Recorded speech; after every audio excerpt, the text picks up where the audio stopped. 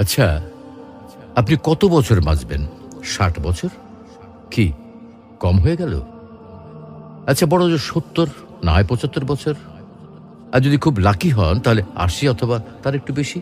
টিকটিক করে কিন্তু সেকেন্ড সময় চলে যাচ্ছে, আর টুক করে হাতে জমে থাকা সব সেকেন্ড শেষ হয়ে যাবে একদিন। একজন মানুষের কাছে যখন কয়েকশো কোটি টাকা থাকে তখন তাকে টাকার বিলাসিতা মানায়।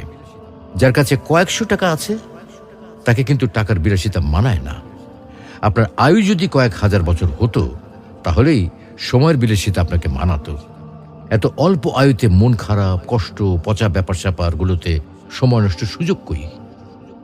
তার চেয়ে বরং ফ্যামিলিকে সময় দিন, ভালো বই পড়ুন, টুক করে বেরিয়ে আসুন চমৎকার কোনো জায়গা থেকে।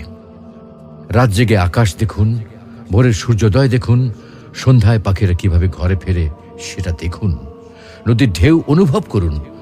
একটু ভাবুন, আজকের এই দিনটা যদি আপনার অথবা আমার শেষ দিন হয় তাহলে আপনার আমার পরিবারের কালকে কি হবে?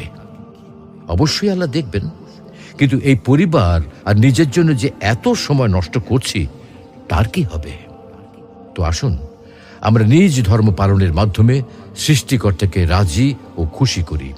হয়তোবা আজকের দিনটাতে সফল না হলেও পরকালীন জীবন সফল হতে পারে।